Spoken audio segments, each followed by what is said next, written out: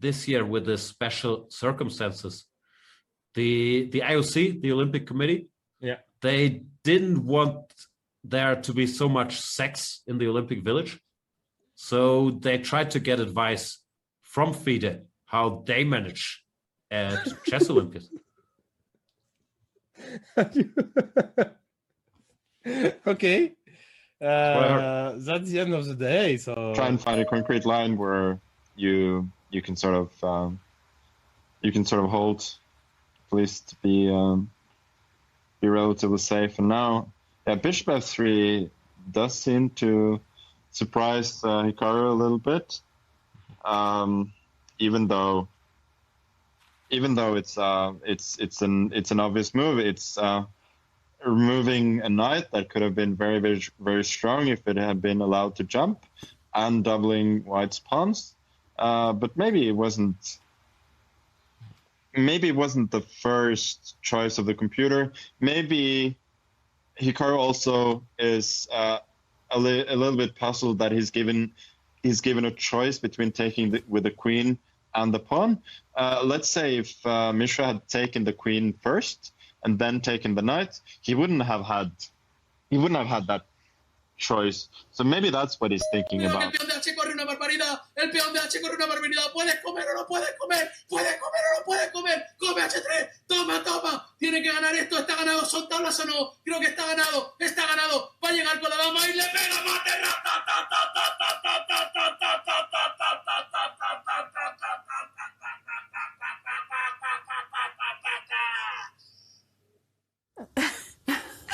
I just love that. And the big threat is rook takes rook, and actually there's lots of threats in the air.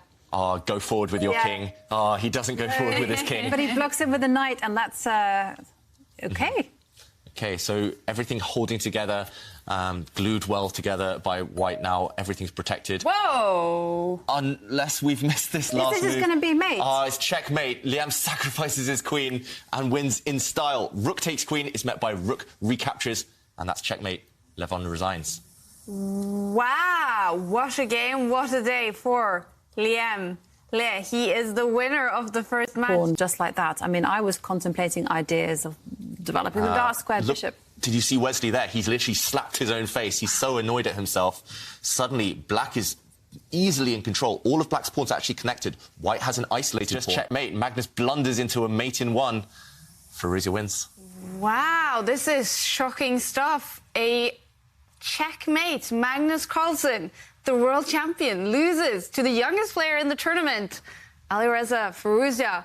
Oh, wow. I mean, Magnus logged off so quickly. How, devastating is that feeling to him, losing in that way? It must be really annoying for him, because he G7. No, I missed this. And it says 100 on the bar. Okay, it's on the board, David. And Naroditsky, did you see that? He applauded.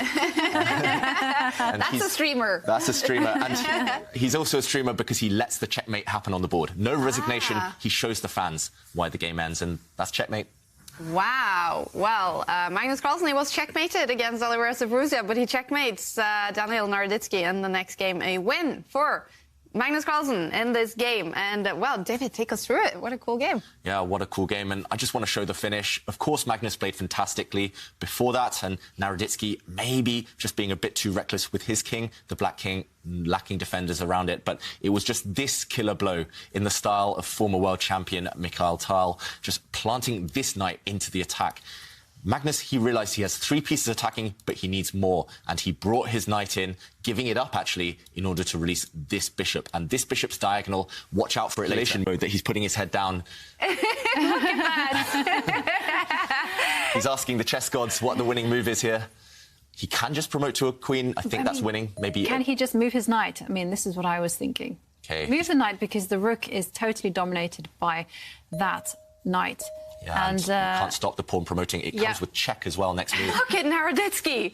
It's getting too much for him.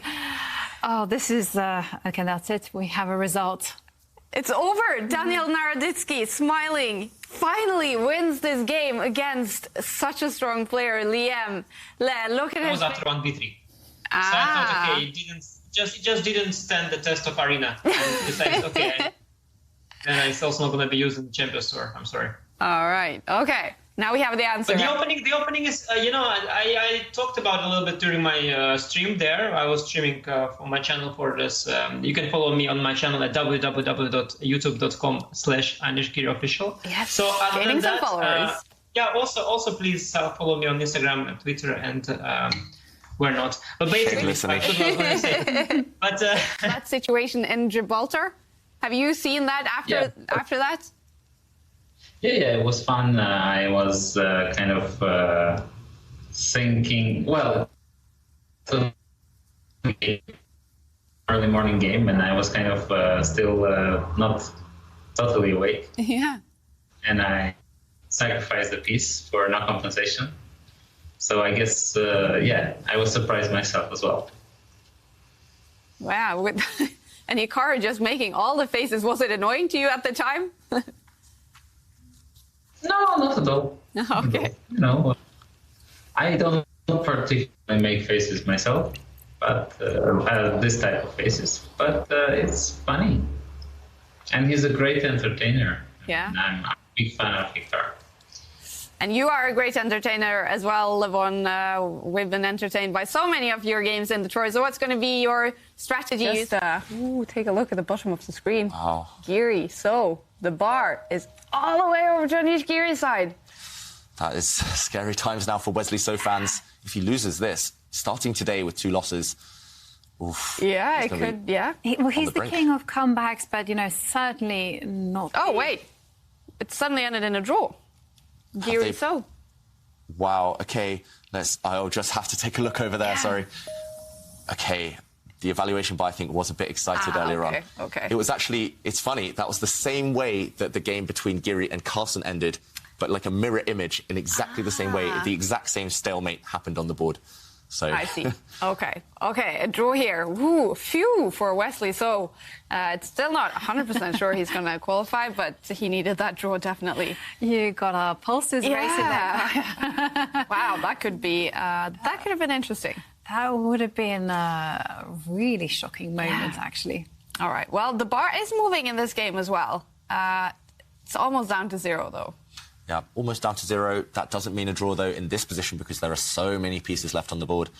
Just means both sides have their fair share of chances of destructed.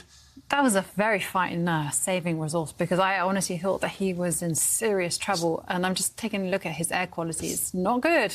Not good air quality from Duda, but has Eric disconnected? Because he's going down to 1 second. His time has just run out, but his camera froze about 30 seconds ago. I think if it was a disconnection, he will be given that time back and the game will have continued, but he has to reconnect because otherwise he will. Ooh, okay, so this is dramatic, you guys. The streamer, the one who should have the best internet. Yeah, and he's had no problems all day. Maybe there's a power outage in Canada. The worst possible time on the brink of the draw with only 30 seconds left on the clock and time runs out. And Duda, he's confused. He's maybe put his hands together praying now to the chess gods that Eric can't reconnect. And Jan-Krzysztof Duda, despite the fact he's had time to think, it won't necessarily give him any winning chances. Probably he's equally frustrated. Okay. And apparently Duda has offered him a draw through the arbiters. Okay, that's really sporting. Yes, very sporting of, Yeah. Just goes to show what kind of person he is. Very noble gesture there. Yeah. Yeah. And, okay, for the World Cup winner, for Duda, this not the ideal result because he's still fighting for qualification, but Eric has proved on the board, at least, that he should be getting the draw, so that would be a fair result, I think. Okay, maybe just while we're waiting, maybe if I just show why the position will end in a draw anyway. Yeah. Maybe we can keep an eye on the players just to see why this, see what happens with them. But in this position, if Eric is given the opportunity to carry on the game, then he will play rook takes pawn. The black rook will recapture a pawn. It's 2 pawns versus 2 pawns, level material. And if Duda wants the draw, he will just play queen takes rook. And this is what Jovanka mentioned earlier. Give a check. And now this is the whole point. And Sneaky, I didn't see. Sneaky from a Wonderland. I didn't see this. Taking the queens off in the wrong fashion. Okay, a wonder. He's so sneaky. He's gone for a stalemate and Vidit. He's blown it. He's missed this last move. That is a genius move by Wonder Liang. He's given up his queen for free, but if black took that queen, it would have been stalemate. He's just fallen into a trap. He set the trap Vidit, and then he fell into a different one. Oh, no. And now, okay, he's just given up his pawn, one of his 2 extra pawns, and one pawn alone now is not enough to win the game. Yeah. Well, I fell for it too, David. Yeah. My blunder game is on point as well. All right, so now it's going to be a draw then? Only hope, or? Another 50 moves, Claire. I think the players are in for a nervous wait. So are we, because this game, Vidit can still try. He has an extra pawn, and if he tricks Liang, he might well still win the game. But with best play, there's just nowhere for the black king to hide, and white's king will easily blockade the black extra pawn. This should be a draw, but Ivanka, what do you think? Maybe while the players go round, because they will go round in circles for a while now, maybe we can show why that was such a shocking moment, why it was such a big blunder.